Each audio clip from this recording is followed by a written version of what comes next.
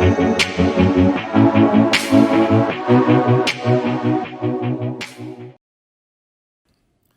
surge in U.S. oil and gas production has been a game changer for our country and for the world. In this new world order, an entire new set of opportunities has arisen, and eToro is leading the charge in attacking and shaping the future.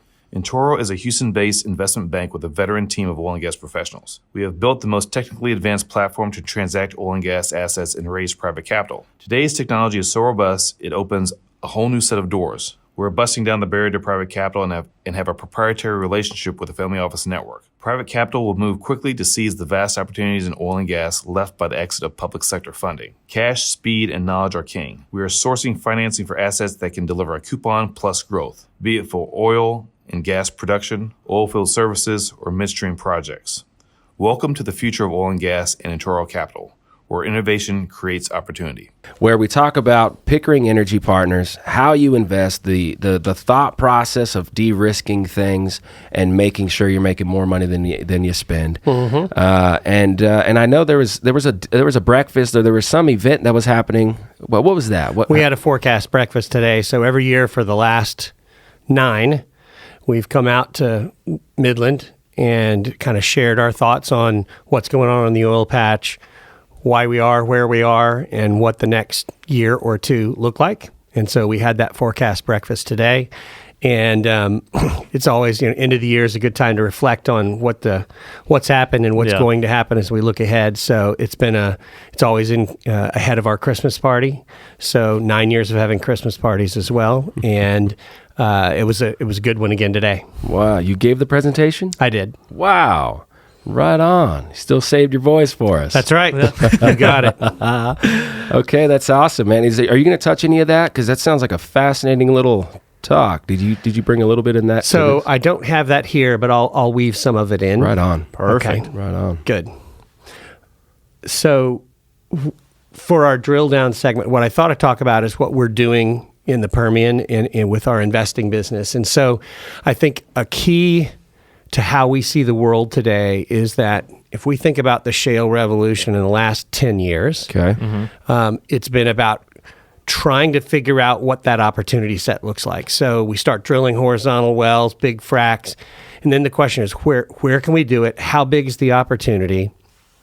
And so it's basically been, we've spent a decade grabbing acreage, drilling wells, figuring out what our optimal completions look like, et cetera. So we spent a lot of time drawing the box, for instance, around the Permian. What's the boundaries? Mm-hmm. Where do things work best?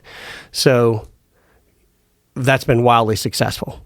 A couple million barrels a day of production out here has gone to 5 million barrels a day. Right. Mm-hmm. So, but from a macro perspective, it's also created a lot of supply globally, and the oil price is not as good as it was. And so we're sort of entering, in our opinion, the next phase of what happens out in the Permian, which is how do we optimize and develop these assets that we found? Mm-hmm. So at the micro level, at the geoscientist level, it's what's that rock look like foot by foot by foot?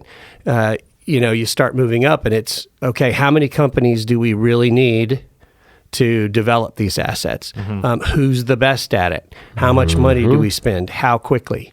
And so we think the world's changed from money plowing into, drill one well per section, hold wells and flip it to the next guy. Now it's about developing the asset.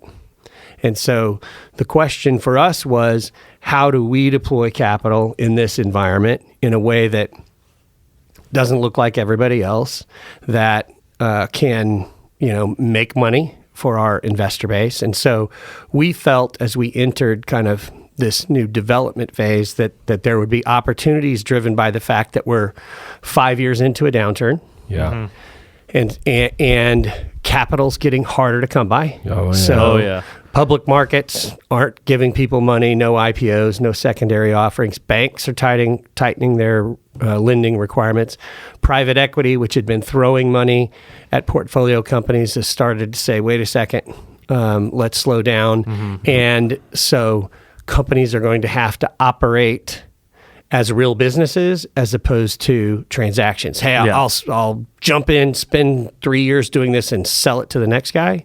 Now it's how are we going to build a company? Wow. We saw that a lot this year. I mean, as far as like how flooded the market was with all these different assets that were up for sale. Because, I mean, we were reviewing different assets every other week, and we're just like, wow, what's going on? And Well, I would argue that box that was being built over the past 10 years, if you looked at the profit gain, the net profit of that box would probably be in the black.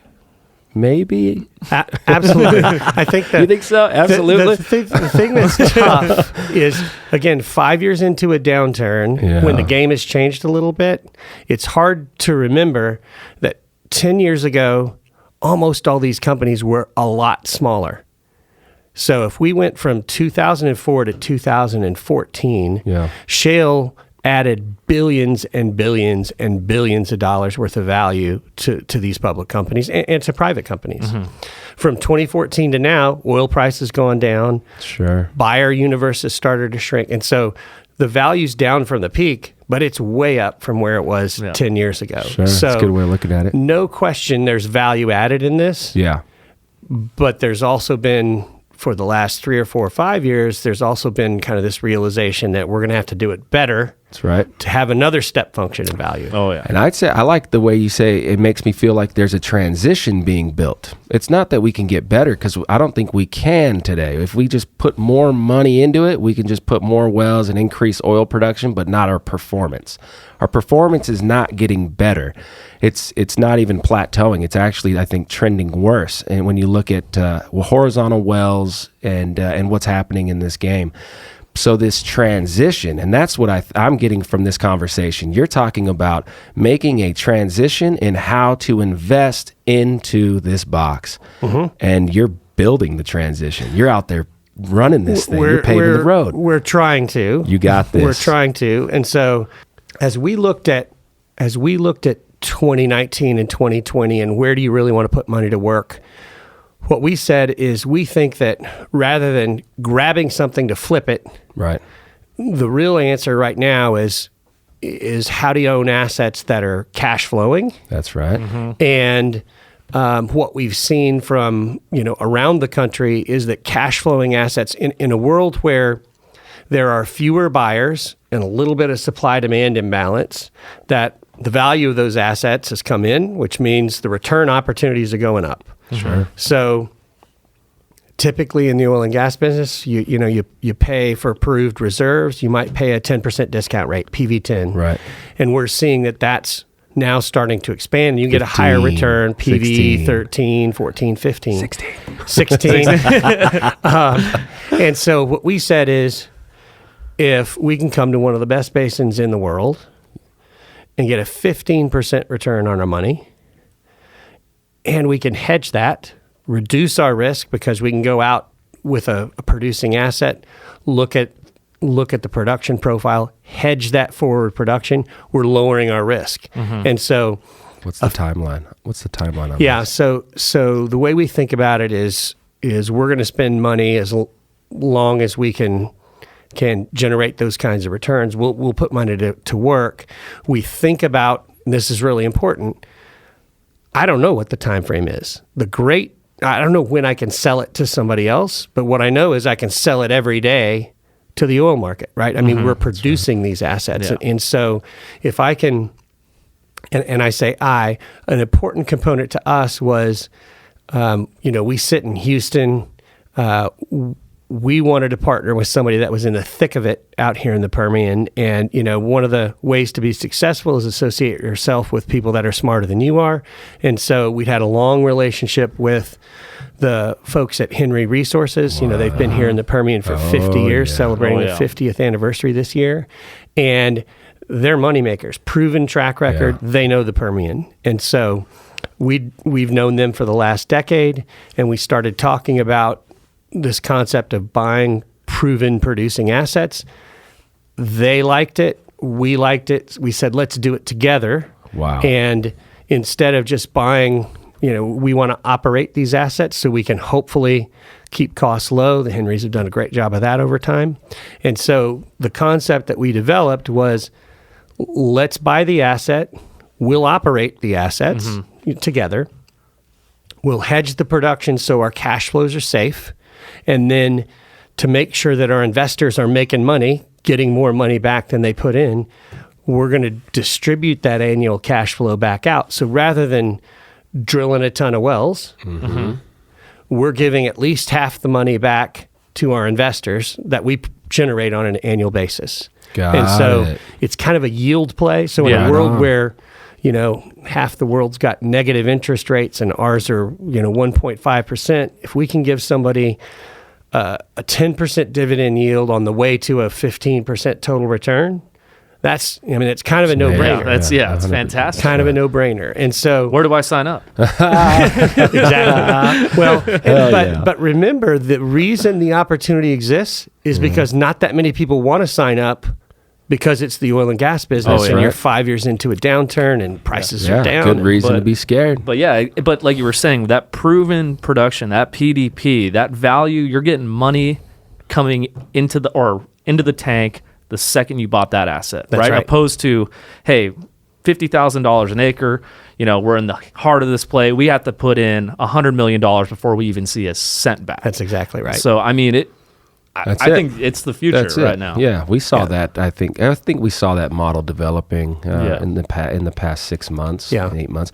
So, do you go into Henry's kind of high level, the history of how he actually became successful? Because I have an idea based off me not asking questions, but I've seen Henry floating around the Midland Country Club, and I think I've shaken his hand. Anyway, seems like a really, really cool guy, really easy to talk to, and I want to say it was that he had a good position of the Sprayberry and sold a big chunk of acreage to Concho. That's right. So if you look at the history of the business, Jim started 50 years ago. He was a consulting engineer. Then he said, rather than consulting, I want to be in the business. And so he developed an oil and gas company. And I think if you look back, they were early, vertical Wolfberry, started developing that play, saw it going horizontal. And I think Jim and his team have done a great job of identifying. So importantly, right, how do you become an expert? You do something for a long period of time. And so they've developed this expertise. They haven't tried to stray beyond the basin. They don't go out and drill wells in the Bakken or the Eagle Ford. They're Permian players. Know what you know. And exactly. And so when this place started to develop, I think the other piece of it was Jim knew the kind of company that he wanted to have. And so it had been a family-owned and operated business. It had gotten larger. And I think he felt like he was better as a smaller company entrepreneur. And so he had this incredible asset at a time period where people were paying up for incredible assets. And so he sold. And the company's done that 2 or 3 or 4 times over the last 15 years. No kidding. Last 15 years, 2-3 times. And I wouldn't say they didn't top ticket every time, and they didn't come back in at the exact bottom. The whole point is hang around the hoop. When things get fairly valued, be willing to let assets go. When things get cheap, be willing to stay back in, jump back in. And so we were really encouraged that they liked this idea because they've had a long history of kind of figuring out when's a good time to deploy capital. Man, I love that analogy. If you said or hang around the hoop, is that a basketball analogy? That's a basketball term, yeah. So he's looking for easy layups and letting people shoot the threes. That's right. Grab rebounds and make, easy baskets. Hell and yeah. That implies that this is easy to do. It's not. Right. But I think over the last, 25 years, these guys have gotten real good at sticking to their knitting, buying opportunities, drilling wells. Keeping a team together. Exactly. Developing good technical expertise. Wow. Solid contacts. Yeah. All of that. And so we're just now starting this process. So in September, we launched this effort to go out and buy these PDP assets. I think one important distinction is, given that we're not reinvesting a bunch of cash flow, we'll drill some low-risk, proven undeveloped wells or locations, but we're probably not going to be the buyer of the core type assets, because all those undeveloped locations, they may not be worth the 60 or 50,000 that they were trading for 3 or 4 years ago, but they're not worth zero. And so nobody's going to sell us PDP assets and give us those PUD wells for free in the core of the core. So we're going to be out on the fringes of the basin for the most part, buying assets that were probably very economic at $75 or $80 oil, but you're not going to drill much at 50 or 55. And so that the cash flow is really all that you're buying there at this point in time. It gives us some nice optionality down the road. If prices were to increase, those locations will become more valuable, but they don't have to be. And I was going to say, as these core assets are beginning to develop, we see these operators moving closer and closer to the fringes. So it's just, they're going to run out of running room eventually, and they're just going to be buttoned up right next to you again. What are they going to buy? Yeah, what are they going to buy? What's going to be that next Sprayberry, that next Concho thing? Yeah. And that will come, that's going to come when things improve. I think the opportunity exists because folks are getting a little discouraged, and they're either, where are we going to get these assets? It's going to be from folks who are consolidating and have non-core properties. It's going to be from companies that have great drilling opportunities but are cash constrained. So maybe they have to sell some of their cash flowing assets to get a multiple of their money there, so they can go drill those high rate of return wells closer to the core. So, there's a number of different people that are probably willing sellers here, but we're just getting going. I'm so excited for you, Pickering Energy, and what Henry Petroleum is going to do. You have bought yourself time. At the same time, PBE podcasts and all of our following and everything that we're doing on the geoscience and engineering side is getting better. We're going to get drastically better, and it's going to happen quick. Drastically better, and it's going to happen quick. You got to follow this story, Dan. I love the PBE. I'm biased, but there's something happening here, and people are engaging, and we're going from 1,000 barrels a day IPs to 5 to 10. Mark my words. Wow. In the next 5 years, your extension of a sweet spot is actually going to be figured out in a different way, and you're going to be stimulating these reservoirs in a slightly different way. This slick water 100 mesh is just the beginning. We've stumbled our way into the slick water 100 mesh, and now what we're seeing is little tweaks to the stimulation. And if you understand your rock, if you're doing the geoscience and you understand where you put that wellbore relative to how to stimulate it with the right chemistry, you have a sweet spot. You have acreage that's worth more than we believe it's worth right now. Guaranteed, Dan, it's going to be extremely successful, and that's why I'm so excited to see this happen. When you were speaking, I was just like, well, this is going to be an unbelievable success story. What's interesting, Troy, is what you're describing would sort of be the history of the oil business, and Permian Basin in particular, right? You start with how we drilled wells and completed wells 50 years ago, 30 years ago, 20 years ago. The industry's done a great job of getting smarter and better. And now we've got a lot more resource to try and figure out. That's right. And so,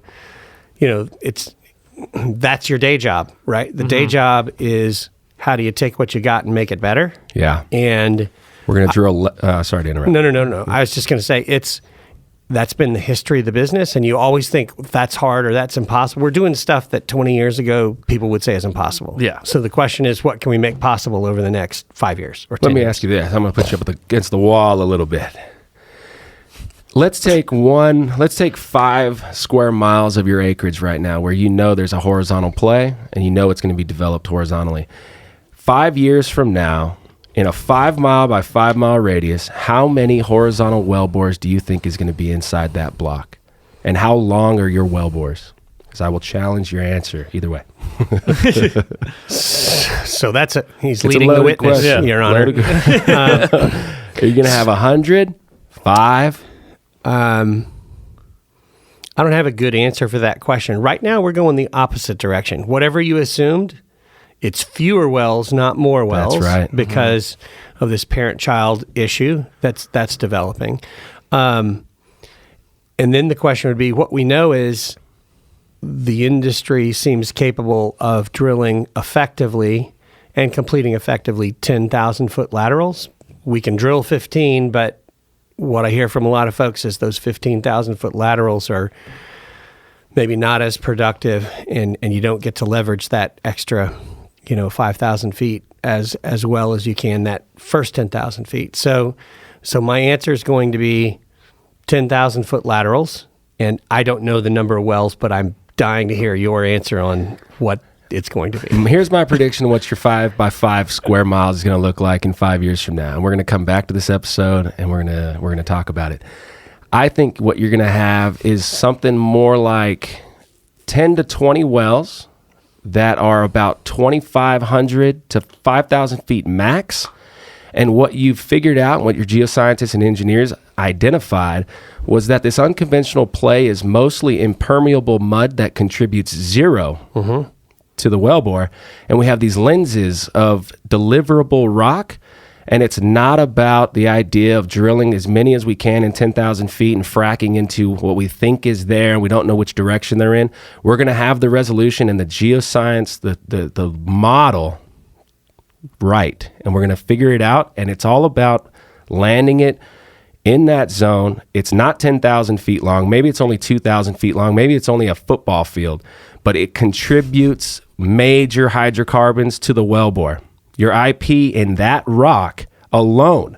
You can't combine that rock with a bunch of shit rock, especially if the bad rock is connected to a depressured zone and it's thieving. It's stripping it out. It's drinking it and giving it to the neighbor or wherever it's going. We don't know.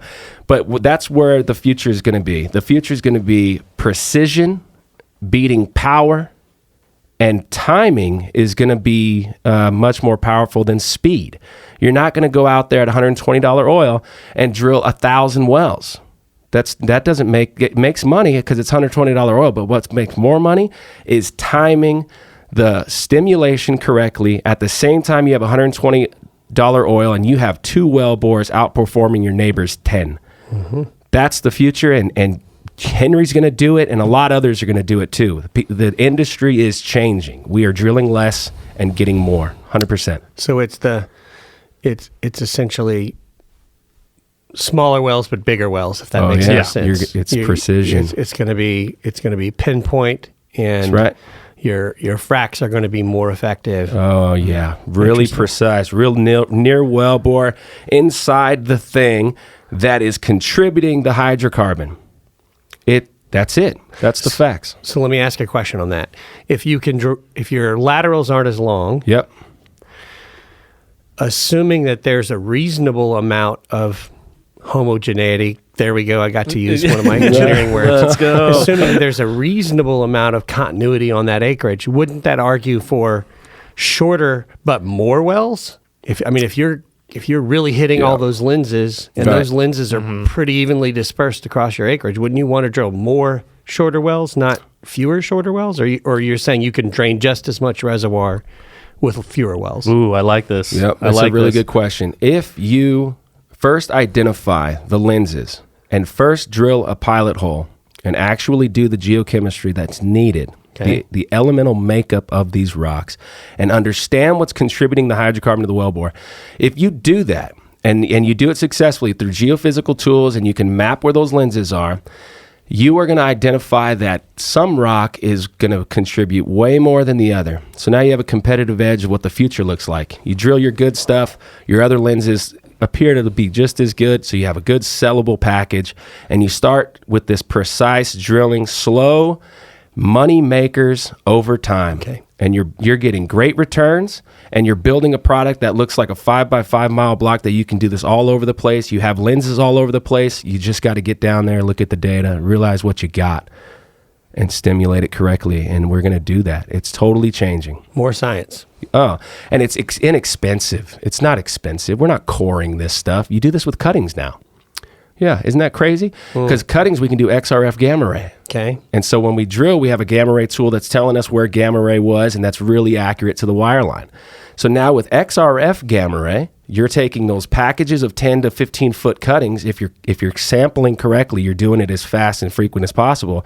You put everything on XRF gamma ray back tied to the wire line. So now you know exactly where those things came from. And now when you start studying that stuff relative to someone like Skip's in the room, who knows the geology and really understands the structure that's driving it all, and you have it in the seismic data, you see it in the seismic data, you make predictions of what's driving it. That's what he does. His thesis did it. You look at the geochemistry and you say, that's it. That's our A, that's our B, that's our C. Let's go prove it. Don't go land past it. Don't land next to it. It's all about getting everything on depth. It's a really, really difficult challenge to get all the software and all the data points back in georeference together. That's really, really challenging, but you can get that wellbore back into that zone and you can make these massive wells. You heard it here first. 5,000 barrel IPs, 10,000 barrel IPs. Yeah. You said 5 years. What that will Within 5 years, no question about it. That'll be awesome. I'll set an alarm on my phone. Dude, let's do it. I'm going to email you 5 years from now. I might be from a laptop off the side of the street somewhere. But it's true. It's true. These IPs are these good there's already really good wells, but it's with slick water 100 mesh and big powerful fracs, and they're just blowing things up and it's doing well, but most of them aren't doing that well. It's a lot of brine in this, a little bit of oil, 1,000 barrels, and then 8,000 barrels of brine. That ratio is going to balance itself, and if not, get the other way. We're going to figure that out because we're understanding the elemental world better. Well, you're right. When we do that, as you get smarter, everyone's existing assets get more valuable. Yes. Right? Or more competitive. Sure. So Yeah. at the same oil price, you make more money, or you can produce more at higher prices. So, and that's optionality for us in what we're doing out here with our strategy. We'd love the assets to get more valuable. We're making the going in assumption that they don't. If we buy these things and produce them, that As long as we hedge it right away, that's right. then it's going to make its money back regardless. That protects our cash flows, which we've promised to our investors who are not trying to get a 10 bagger. They're trying to make 15% because their money in the bank makes them 1.5 points. So we're trying to give them a lower risk, alternative to the oil drill and and gas. exploration wells, but fabulously better than what they're doing in putting their money in the bank, and that's something that we're excited about. We've got a lot of capital to deploy, and so right now we're out knocking on doors, telling people what we're doing, and we think this market is coming toward us as folks. The deeper into the downturn you get, the more people are thinking about what assets they should be focused on and what assets they're willing to sell, and we'll be there to buy them. Right on. I think that model's great. I love it. I was going to say, because I know some people that they love hedging, and then I know other people that are absolutely against it. It's like the worst thing it's like when you say that word, they cringe a little bit on the inside. Right. So when you're going through the process of, all right, with the PDP and the value of oil at X amount, right? So how long of a process did that take you guys to calculate? Because you're looking at a bunch of different assets, right? It's not just you're buying up one big package. So you need to calculate this out for, fives. I don't know how many assets you guys purchased in this deal, but. Well, so if we think about, we've got roughly $500 million to deploy, which is a lot of money in the grand scheme of shale and the Permian. It's not a lot of money, but we think about doing transactions $25 to $75 million in size. So we'll probably do 10 or 15 deals. You've got to look at them each separately, but they roll up to create your production profile. Yeah. And, what we've said is we don't want to roll the dice on oil price. I'm bullish on price from here. I mean, low 50s, the best basin in the world barely makes enough money to generate a return.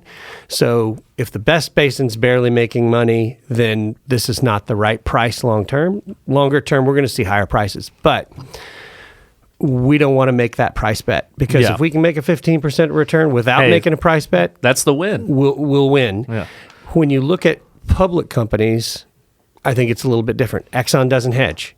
Exxon doesn't hedge because their investors invest in them to own the oil business, and they're big enough. They've got a downstream business, et cetera. So I think that hedging decision is very much what's your risk tolerance and what kind of exposure are your investors looking for? Sure. Yeah, their break-even point is totally different compared to Correct. anyone else, right? That's right. Because owning, the upstream, midstream, and downstream, it's, that's a whole nother wild. rabbit Yeah. hole to go down. But I was going to say, get another guy on to talk about that. that's- Wow. All right. What's next? The executive summary.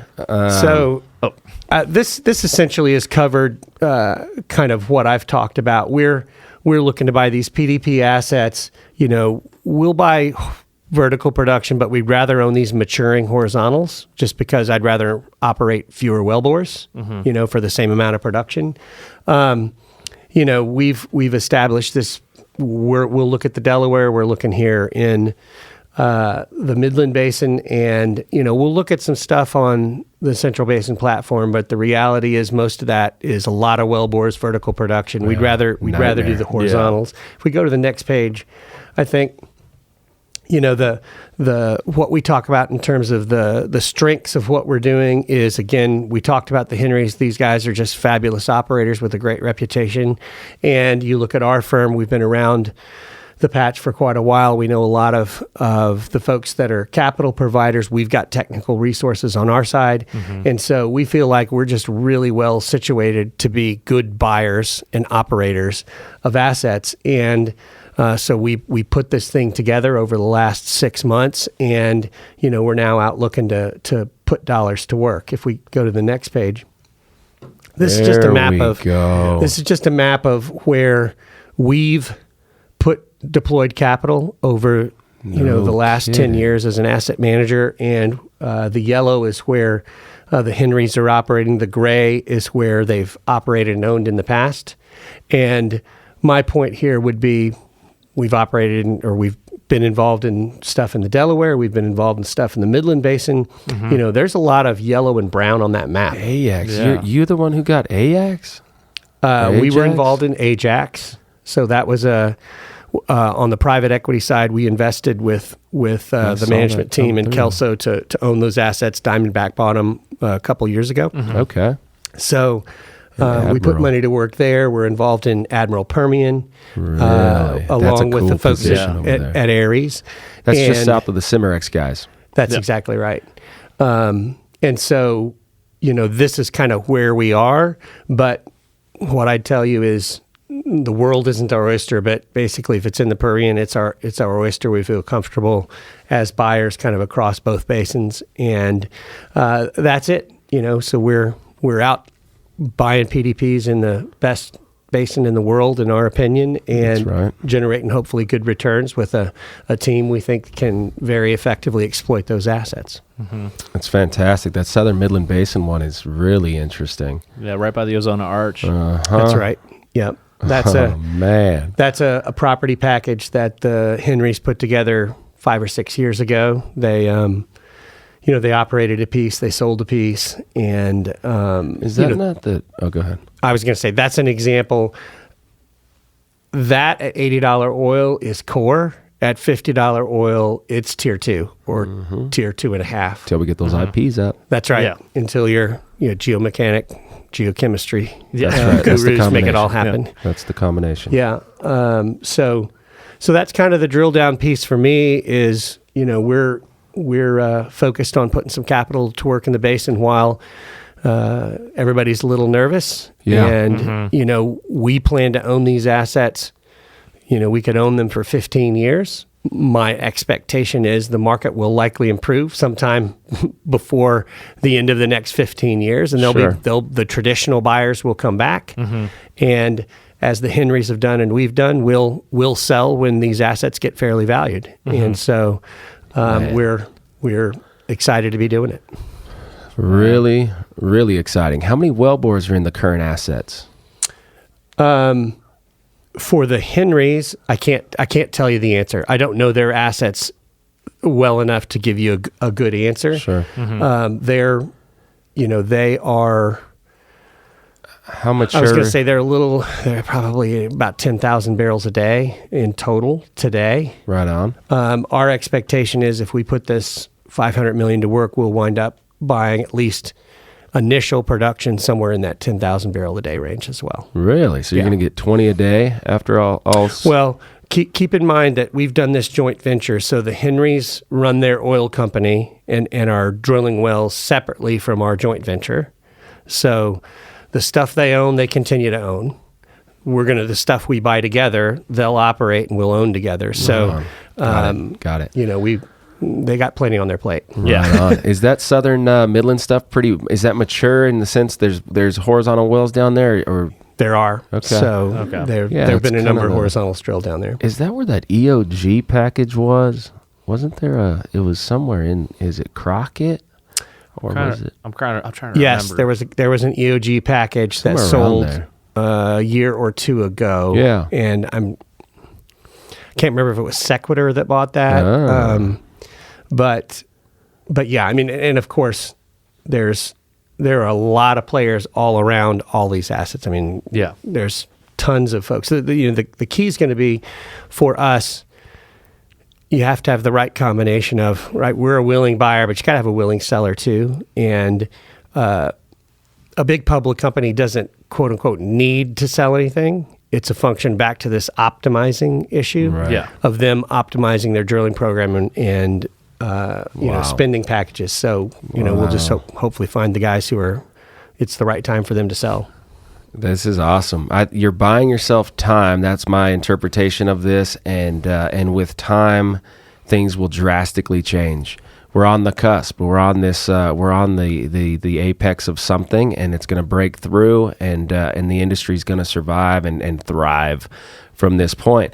So that's going to be fascinating to watch. We will be huge fans of that, and we'll be keeping you on our radar. 5 years from now, we need to do another Let's podcast. go. We'll see what IPs are Let's doing. go. I'm telling you, and it's going to be write you it down. guys. It's going to be you guys, which leads me to a thought, and I wasn't sure if I was going to bring it up or not, but when we have experience with the investment group that's saying, hey, we want quarterly reports, we want to know what's going on, and we do all this work every 3 months to put a package together, and we all finally put our heads together, and it helps the team come together and do something, put a product out.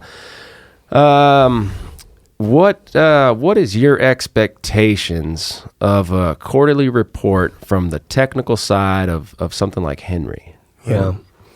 I'll answer it a little bit differently. I think monthly or quarterly reportings, it can be as straightforward or as onerous as you decide to make it, right? I mean, it has to have some information content, but it shouldn't be consuming 3 weeks of every month or 2 months of every quarter. We tend to think, and I think the reality is that in the oil and gas business, I'm not sure that technically things change dramatically every quarter. Right. So my view would be, if I was thinking about that reporting process, what's changed? What new information is informing our view? How is that changing what we're going to be doing for the next 6 or 12 or 18 months? Awesome. Do I need a science report every quarter as a financial investor? Probably not. Do I need a science review once a year? Probably. Tell me what you've learned. Definitely. And how's it going to change what we're doing? So I think you've got to decide amongst your investor base and your technical folks what those expectations are. Right. And then make sure it's useful.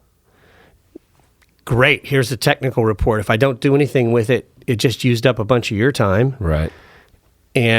But I do think it's good to have discipline, right? If you know you've got to present a year-end review, well, you plan for that and you think about it. It makes you think about your business. You got to be thinking about the business. Keeps it all in context. I push it all toward how is it making us better. Right on. Right on. That's a really good opportunity.